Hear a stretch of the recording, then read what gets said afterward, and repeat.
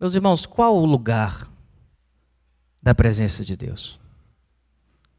Onde é que Deus habita? Onde é que Deus está? A gente poderia resumir de uma forma bem resumida, dizendo que Deus está em todos os lugares, porque Deus é onipresente. Mas eu não estou falando disso, eu estou falando assim, qual o lugar que Deus habita de uma forma especial? Qual o lugar que a presença de Deus se manifesta de uma forma especial? Deus está presente em todos os lugares, mas onde que Ele se manifesta de uma forma especial? Eu tenho alguns momentos da minha vida que são marcantes no entendimento disso. E eu era bem pequeno e fui para uma igreja em outra cidade, uma igreja bem tradicional. E eu prestei atenção quando eu entrei na igreja, pequenininho, de que nas colunas do templo, dentro do templo, né, dentro do auditório, tinham várias colunas e tinha uma frase, na verdade, fazendo referência a um versículo de Abacuque 2:20, dizendo: cale-se, o Senhor está no templo. E eu lembro disso, que eu ficava assim, cale-se, o Senhor está, não dava vontade de falar, de fato. Tipo, cale-se, o Senhor está no templo. Então, na infância eu lembro dessa experiência, Deus está no templo, Deus habita no templo. Depois eu fui ficando adolescente, como adolescente eu era líder de adolescentes, e eu lembro de uma vez começando um evento de adolescentes, e eu falando: meus irmãos, Deus está aqui, e vocês podem imaginar, você não consegue ver não, mas tem um anjo bem ali, ó. Alguém está vendo? Ninguém está vendo, mas sabe que tem. Meus olhos da fé, nós sabemos que Deus está aqui assistindo esse negócio. Minha concepção ainda, né? Não agora, não mais com tanto medo e com tanto receio, mas de que Deus ainda habitava de uma forma especial no momento onde nós nos reunimos aqui, de que Deus está aqui neste momento mais do que Ele está em um outro lugar ou em um outro momento da vida da gente. Ou um outro momento. Lembro de uma reunião, a gente estava estruturando unidade. E aí teve uma reunião lá atrás, a gente sentado lá com o pessoal, estudando 1 Coríntios 13. E aí o irmão chegou atrasado, e ele entrou aqui e não viu ninguém. Aí ele entrou aqui, viu aqui e tal, e ligou. Cara, cadê o pessoal? Não veio não para a reunião, estou vendo só os carros. Cadê vocês? Eu disse: onde é que você está? Aí ele disse: eu estou aqui no santuário. Aí eu disse: tu está onde, macho? Não tem isso aqui não. Tu está no santuário. Que santuário que tu está? Onde é que tu está, macho? Não, rapaz, eu estou aqui no palco aqui e tal. Eu vim abrir a porta, ele entrou. A gente ficou brincando, tirou brincadeira com isso. No ano 70, depois de Cristo, o templo de Jerusalém, ele foi destruído. Ele foi destruído. O templo de Salomão foi totalmente destruído. E o templo era o lugar onde as pessoas entendiam que estava a presença de Deus. E a pergunta talvez naquele contexto fosse: e agora que o templo foi destruído? Onde é que Deus vai estar? Antes mesmo do ano 70, vamos voltar um pouquinho, vamos para o ano 33, que não era exatamente o ano 33, mas vamos para o ano 33, que no ano 33 o que aconteceu? Quem morreu? Quem morreu no ano 33? Jesus Cristo de Nazaré morre. E a Bíblia diz o quê? Que quando ele dá o último suspiro lá na cruz, o que acontece com o templo? O templo, as colunas do templo se quebram, e o véu que existia lá no templo, que separava os santos dos santos, o lugar só onde o sumo sacerdote, depois de um período longo de purificação, poderia entrar, este véu se rasga de cima até embaixo. Os 3 evangelhos, Mateus, Marcos e Lucas, relatam isso com muita clareza e com muita ênfase. Deus não estava mais no Santo dos Santos. E Deus estaria onde? Na cultura da época, e na cultura daquele momento, existia um rabi chamado Ananias, que foi morto no ano 135. Ele afirmava, através de uma tradição judaica, de que onde 2 se reúnem para estudar as palavras da lei, a presença de Deus, o Shekinah, está com eles. Então qual era a concepção judaica? Era de que onde 2 pessoas estivessem reunidas e nesta reunião eles estivessem lendo ou compartilhando a Torá, a lei, ali o Shekinah de Deus, a presença de Deus estaria sobre eles. No Talmud chega a afirmar que se você está reunido e você não está compartilhando ali o Torá, aquilo não é, o Shekinah de Deus não está ali. Ao contrário disso, você pode estar na roda dos escarnecedores, porque não está sendo lido o Torá. E aí nós temos Mateus. Mateus, que é escrito lá mais para o final do primeiro século, escreve aos judeus, porque Mateus escreve para os judeus. E Mateus faz uma referência em Mateus 18 e 20, de um discurso de Jesus, que apenas Mateus faz, que Mateus diz o seguinte: pois onde se reunirem 2 ou 3 em meu nome, ali eu estou no meio deles. Não é mais o Santo dos Santos, o templo nem existia, não é mais pessoas que estão no exato momento lendo a Torá ou a lei, mas Mateus chega trazendo um discurso de Jesus que diz: onde estiverem 2 ou 3 em meu nome, ali eu estou no meio deles.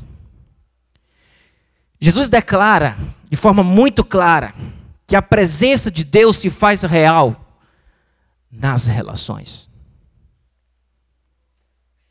E em relações que estão acontecendo em nome de Jesus. Onde é que a presença de Deus acontece? Onde é que Ele está? Onde Ele se manifesta de uma forma especial? Nas relações. Em pessoas que estão reunidas, 2 ou 3 se reunirem em meu nome, ali eu estarei. Por isso que eu falei no domingo passado que o tema de hoje seria: espiritualize as suas relações. Ou torne as suas relações em nome de Jesus. Porque ali Ele estará e se manifestará. A partir desse discurso, dessa palavra de Jesus, não é um templo, não é no templo. Não é mais em torno da Torá. Não é por intermédio de um sacerdote. Não precisa de um sacerdote conduzindo um ritual para que a presença de Deus seja manifesta de uma forma clara. Não é mais através do sacerdote, não é por meio de ritos específicos, de purificações, não é apenas para o clero, não é apenas para grandes reuniões e multidões. Não precisa de luz, nem de vela, nem de som, nem de impostação de voz espiritual. Deus se faz presente nas relações que estão acontecendo em nome dEle. Eu fiz uma série aqui chamada Cenas de Humanidade, Jesus de Nazaré, que eu usei muito um livro de um teólogo chamado José Antônio Pagola. É um livro chamado Jesus, Aproximação Histórica. E Pagola, em outro livro, ele falando sobre esse texto, onde estiverem 2 ou 3 reunidos em meu nome, eu ali estarei. Pagola diz, e eu transcrevi para cá: não é uma reunião que se faz por costume, por disciplina ou por submissão a um preceito. A atmosfera deste encontro é de outro tipo. São seguidores de Jesus que se reúnem em seu nome, atraídos por Ele, animados por seu Espírito. Jesus é a razão, a fonte, o ânimo, a vida desse encontro. Percebe a riqueza desse parágrafo? Outra vez Jesus é perguntado sobre o reino. E onde está o reino? Onde podemos vê-lo? Onde podemos percebê-lo? Onde está o reino? E lá em Lucas 17, no 20 e no 21, acontece o seguinte: certa vez, tendo sido interrogado pelos fariseus sobre quando viria o reino de Deus, Jesus respondeu: o reino de Deus não vem de modo visível. Não vem de modo visível. Não está na construção de nenhum prédio. Não está em nenhum evento que todos vão poder ver. O reino de Deus não vem de modo visível. Nem se dirá, aqui está ele, ou lá está ele, porque o reino de Deus está entre vocês, está dentro de vocês. E há uma grande discussão dos teólogos e dos biblicistas se seria dentro ou entre. E no final eles chegam à conclusão de que é dentro, mas é um dentro que se manifesta entre. O reino não é visível, ele não vem num poder político, ele está dentro de nós e se manifesta entre nós. Entre nós. Nós temos aqui, que é à minha frente, uma mãe e uma filha. Onde que o reino de Deus se manifesta? É nesta relação. E no momento que vocês se reúnem em nome de Jesus, Ele está presente de uma forma especial, agindo com seu poder, com sua graça, no meio dessa relação. Entende, irmãos? Bonhoeffer, que é um teólogo que eu falo muito aqui, ele fala de um espaço sagrado que existe entre nós. É como se dissesse assim, que a gente tem um sobrinho e uma tia. Um espaço sagrado que existe entre vocês. E quando vocês estão juntos, não apenas como tia e como sobrinho, mas como irmãos em Cristo, e Cristo está no meio desta relação, vocês estão se reunindo como tia e sobrinho, em nome de Jesus, Cristo se manifesta de uma forma especial no meio da relação. Serve para marido e mulher, serve para mãe e filho, serve para irmãos, serve para tudo. Para tudo. Gente, onde é que Deus vai ser? Onde eu vou buscar Deus? Busque Deus nos seus encontros com pessoas. Nos seus relacionamentos. E quando você se reunir com alguém em nome de Jesus, 2 ou 3 reunidos em meu nome, eu ali estarei. De uma forma muito presente, muito verdadeira, restaurando uma série de coisas e operando um milagre que só Jesus pode fazer. Bonhoeffer tem uma frase, queria trazê-la aqui para vocês. Bonhoeffer diz: é o cínico que na pretensão de falar a verdade, em qualquer lugar, a qualquer hora e a qualquer pessoa de igual maneira, só exibe uma imagem idolátrica e morta da verdade. Ao aparentar fanatismo pela verdade, que não pode ter consideração com fraquezas humanas, ele destrói a verdade viva entre pessoas. Bonhoeffer está dizendo daqueles que estão entendendo que o reino é feito no anúncio da verdade. E por falsa pretensão de estarem aí vivendo esse anunciador da verdade, eles ferem as pessoas porque não podem suportar a fraqueza humana. E eles ferem, profanam um lugar sagrado que existe entre nós. E é nesse lugar sagrado que existe entre nós que o reino se manifesta e que Jesus se faz presente quando nós estamos juntos em nome de Jesus. Ele chama no texto dele a verdade viva. Quem é a verdade viva, irmãos? Quem é a verdade viva? É Jesus. Jesus é o Logos. Jesus é a verdade. Jesus é aquele que é a palavra. Jesus é a revelação da palavra e do verbo de Deus. É a verdade de Deus. Eu sou o caminho, a verdade e a vida. Ninguém vem ao Pai senão por mim. E onde que Deus se manifesta? Nas nossas relações.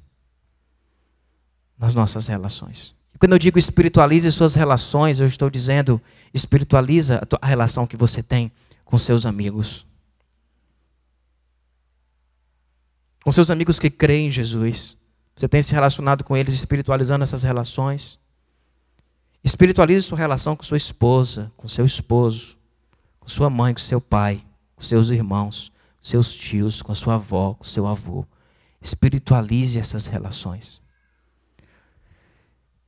Estejam reunidos, não apenas por estar reunido, mas estejam reunidos em nome de Jesus. Pastor, o conceito está claro, está massa, mas assim, reunido em nome de Jesus, o que é isso na prática? Como que eu posso estar reunido com a minha esposa em nome de Jesus? que significa reunir-se em nome de Jesus? O que significa eu estar com meu filho, indo para um cinema e estar fazendo isso em nome de Jesus? O que significa eu estar indo almoçar com a minha esposa, ou estar indo tomar um café da manhã dentro da própria casa, onde um faz o pão e o outro faz o ovo, e depois junta o povo para comer? Fazer isso em nome de Jesus. Como? O que significa isso de fato? Significa que a gente vai estar toda hora de olho fechado, um pegando na mão do outro, e orando toda hora. Aí um vai falar e o outro diz, cala a boca que eu estou orando. Tem uma história de um casal aqui da igreja, não vou dizer o nome não. Mas de que ele estava falando com ela, apagou a luz, estava falando com ela, não parava de falar. E ela estava orando, ele não percebeu. Então ela estava lá orando, e o cara começou a falar. Aí ele, tu não responde não? Aí ela, eu estou orando. Quando é que a gente está reunido em nome de Jesus? É quando um está orando e o outro está falando? É quando os dois estão orando juntos? Pagola fala sobre isso. Pagola diz, reunir-se no nome de Jesus é criar um espaço para viver a vida inteira em torno dele e a partir de seu horizonte. O centro desse espaço, Jesus, que ele chama espaço Jesus, é ocupado pela narração do Evangelho. É a experiência essencial de toda a comunidade cristã, fazer memória de Jesus, recordar suas palavras, acolhê-las com fé e atualizá-las com alegria. Parece que estar reunido em nome de Jesus significa estar reunido juntos, lembrando de quem Cristo é e vivenciando isso nas nossas próprias relações.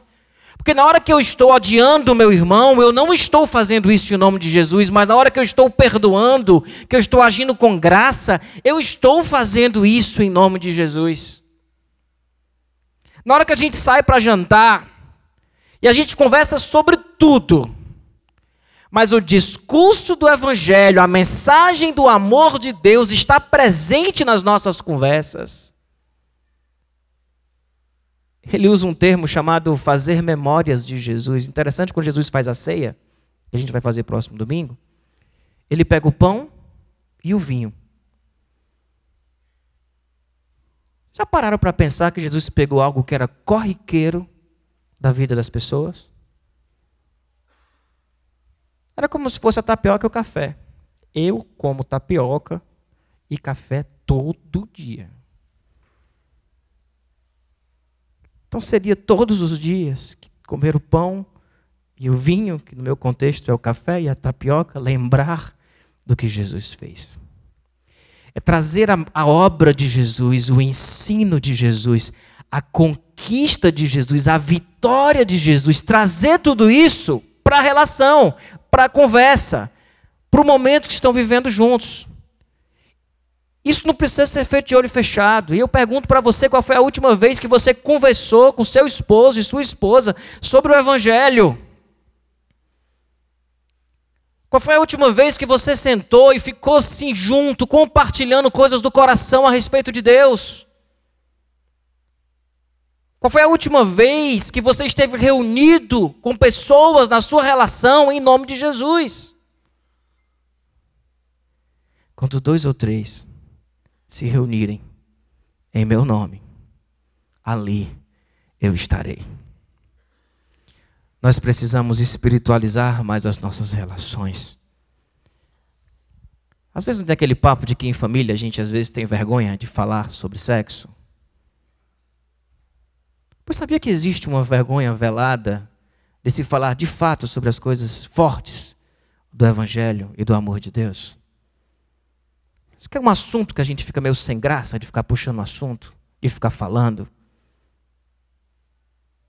Se conversa sobre isso. Jesus está sendo convidado para fazer parte dentro desta relação. Quando nós fazemos isso, algo tremendo acontece nas nossas relações. E eu quero desafiar você a se relacionar com pessoas em nome de Jesus.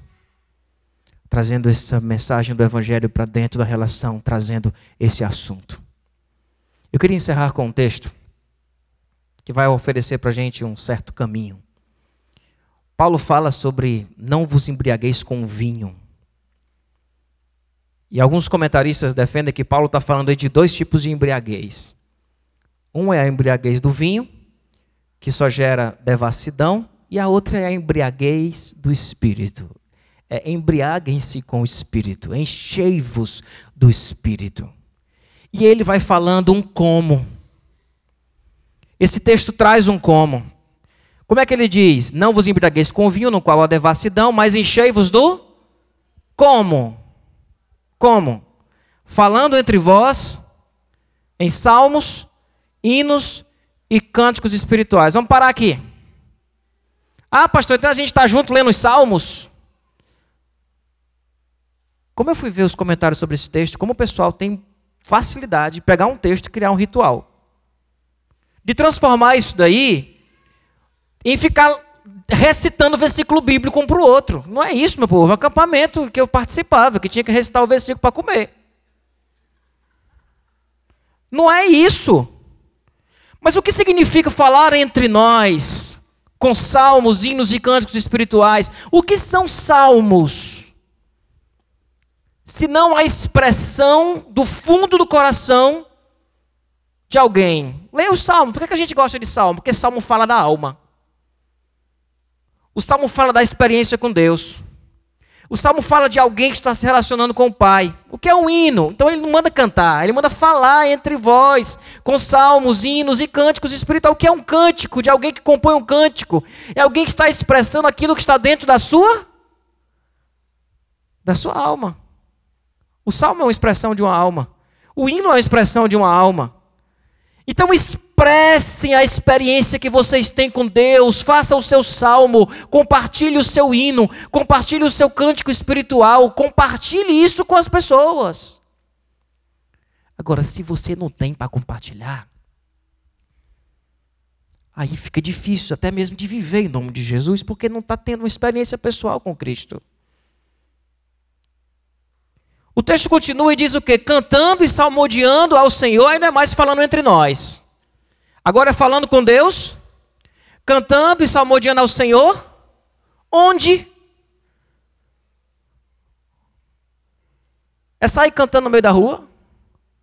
É sair toda hora com fone, com uma música evangélica no ouvido? Cuidado que o risco de ficar doido é grande. É isso? É não. É não. É cantando ao Senhor, no coração. Expressão de louvor, de adoração. Ele ainda fala o quê? Sempre dando graças a Deus por tudo. Foi a última vez que você chegou para alguém e disse, da sua relação, disse, eu estou tão agradecido a Deus porque Deus fez isso. Eu agradeço a Deus pela sua vida, eu agradeço por isso, eu agradeço por isso. Viva vida espiritual dentro da sua relação. Vamos parar de falar só sobre coisas desta vida não espiritualizada. E vamos trazer os assuntos espirituais para dentro das nossas relações. Estaremos nos relacionando em nome de Jesus. O Pai, não pode voltar. O Pai em nome do nosso Senhor Jesus Cristo, sujeitando-vos uns aos outros em temor a Cristo. E ele diz, em nome de nosso Senhor Jesus Cristo. O convite é, espiritualize as suas relações. Você já tem relacionamentos com muitas pessoas que creem também no que você crê. O que está faltando é trazer esses assuntos espirituais, trazer as memórias de Jesus, trazer o assunto do Evangelho para dentro dessa relação. E quando você estiver reunido com 2 ou 3, em nome de Jesus, Ele ali estará presente. O Shekinah de Deus estará sobre esta relação, neste momento, fazendo diferença naquela relação. Meus irmãos, como nós precisamos disso em nossos relacionamentos. Como nós precisamos disso. Se a gente pegar todo o tempo que a gente gasta falando da vida de outras pessoas e substituir esse tempo para falar das coisas da vida de uma pessoa, que é Jesus Cristo, a sua vida vai mudar. Você marcar no relógio o tempo que você gasta na vida falando de outras pessoas, e você gastar esse tempo falando de uma pessoa só, Jesus de Nazaré, a sua vida vai mudar. As suas relações vão mudar. E Cristo vai estar se fazendo presente de uma forma muito especial nas suas relações. Amém, irmãos? Queria chamar a banda aqui à frente. A gente vai cantar uma música que foi a música que a gente abriu essa série, que é a música Alto Preço. Uma música que diz: eu sei que foi pago um alto preço para que nós fôssemos feitos irmãos. O desafio desta noite é você pegar as relações que você já tem e viver igreja nelas. Porque viver igreja é isso. Dentro da minha relação, do meu casamento, da minha relação familiar, dos meus amigos, dos meus irmãos. Trazer a mensagem do Evangelho para dentro dessas relações. Isso parece algo simples, e é simples. Mas não se torna fácil por isso. Porque a tendência da tua carne é continuar nessas relações só falando besteira. Só falando dos outros. Sem revelar os teus salmos. Sem revelar os teus hinos. Sem revelar a tua gratidão. Sem revelar o hino do teu coração. Talvez você tenha medo de parecer piegas, ou que você tenha medo de alguém olhar para você e não entrar na onda e ficar chamando você de religiosozinho. Traga tudo isso para as suas relações de forma leve, autêntica. Fica dizendo texto decorado, não. Faz o teu texto. Fica repetindo o salmo, não.